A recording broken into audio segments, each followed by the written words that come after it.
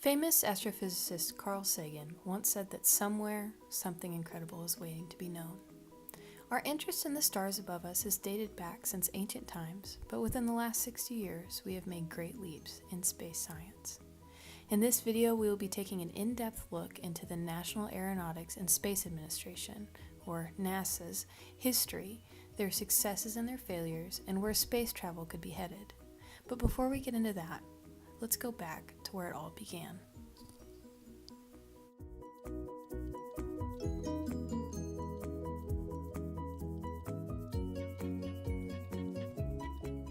So before NASA became the organization we know and love today, it began life as the National Advisory Committee for Aeronautics, aeronautics being the science of traveling through the air.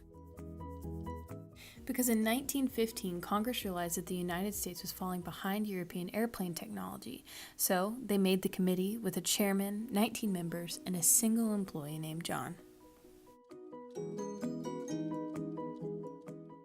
That didn't last for long though, because within 5 years, NACA went from John to over 100 employees.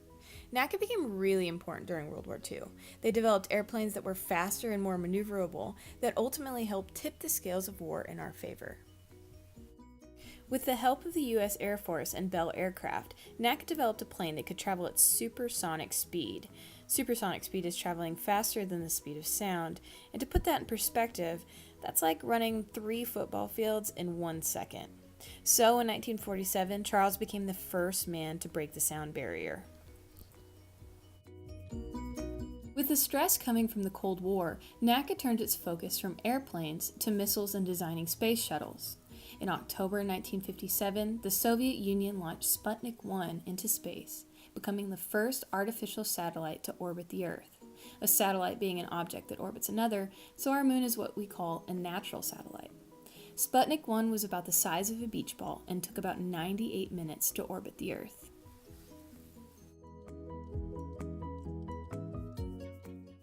This lit a fire under the United States, and 10 months later, the National Aeronautics and Space Act of 1958 was passed, focusing the nation on space travel. And NACA became NASA. In April of 1961, the space race comes into a full swing as Russian Yuri Gagarin becomes the first man in space. Just 3 weeks later, on the Freedom 7, Alan Shepard becomes the first American in space. America was being beaten by the Russians at every turn, and on May 25, 1961, needing to assure the public, President John F. Kennedy told Congress that America would be the first to put a man on the moon, and we would do it by the end of the decade. This puts NASA on the path to complete one of its greatest accomplishments. On July 16, 1969, after many experiments, testing, and training, Buzz Aldrin, Neil Armstrong, and Michael Collins, aboard the Apollo 11 spacecraft, depart for the moon. 4 days later, Neil Armstrong and Buzz Aldrin placed the American flag in the lunar ground. So who won the space race? Russia was the first to put a man and a satellite in space, but America was the first to put a man on the moon. In the end, Russia and America decided to collaborate their efforts in space science, and still do to this day, but we'll talk about that more later. So we talked about how NASA came to be, now let's talk about their successes apart from the moon landing. Let's jump ahead in time to one of the greatest achievements in space science research since Galileo's telescope, the Hubble Space Telescope. For decades, astronomers sat in dome-shaped observatories and strained to see the stars above them, but they all had the same major problem that came between their eyes and the clear picture of the universe above, the Earth's atmosphere. The Earth's atmosphere contains loads of gases and dust that made detailed stargazing almost impossible. The idea of a telescope in space was first thought of by German scientist Hermann Oberth, then added to by Princeton astrophysicist Lyman Spitzer, who furthered the idea by discussing the benefits of a telescope placed above the Earth's gassy and dusty atmosphere. Spitzer gathered other astronomers to support this idea of a large telescope in space.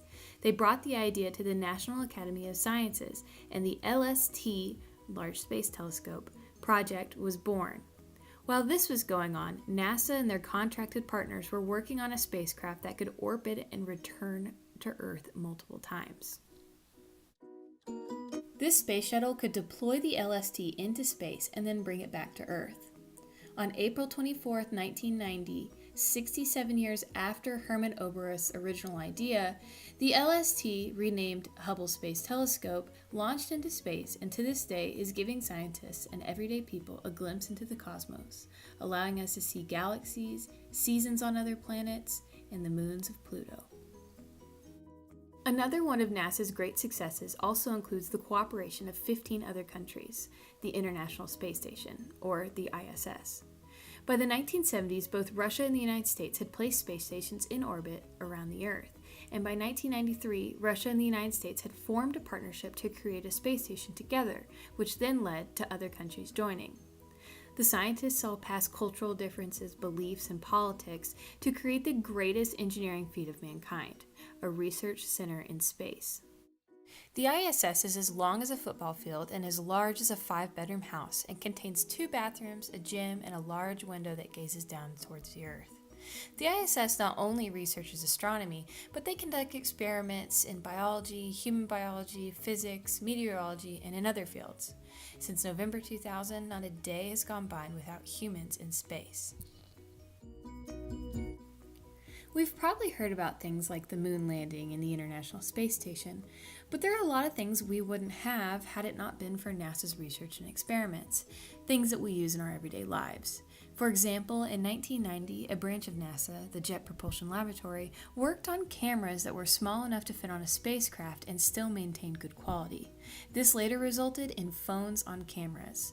So yeah, when you're taking your next selfie, think NASA. Athletic shoes, wireless headsets, portable computers, baby formula, memory foam, and life-saving things such as the Jaws of Life, CAT scans, and artificial limbs all come from NASA's research. So now that we've talked about some good stuff, let's get into some not so good stuff, some of NASA's failures. There are expensive failures like NASA's Helios, which was designed as a solar-powered research platform that was to fly in the Earth's upper atmosphere, but ended up being shredded by powerful winds just 30 minutes after taking off. There was the NOAA-19, which was designed for climate research. During its final touch-ups, the engineers failed to check to see if the satellite was bolted down before moving it, and it was accidentally knocked over, breaking a multi-billion-dollar piece of equipment. Even though these mistakes cost millions of dollars, nothing compares to the loss of human life. There have been 3 major mistakes which have ended in tragic results. The first was Apollo 1 in 1967. During a rehearsal for launch, an electrical wire sparked, and because the cabin was filled with pure oxygen, the fire quickly spread, resulting in the 3 crew members to suffocate inside. The accident led to major changes in design and engineering and testing procedures. The next was in 1987 during the Space Shuttle Challenger's 10th mission, with 7 crew members, including 1 teacher.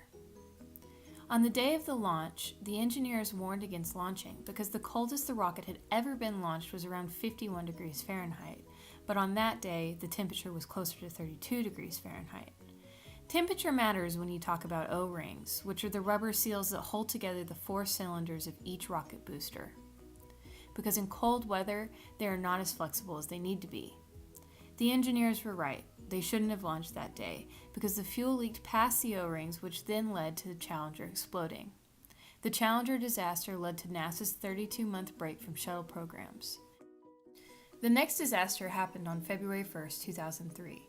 During the Space Shuttle Columbia's liftoff, a piece of insulating foam from the external tank broke away and clipped the wing of the shuttle. However, the 7-person crew made it to space for its 2-week orbit around the Earth, but because of the weak spot in the wing, the heat of re-entry was too much and the Columbia disintegrated.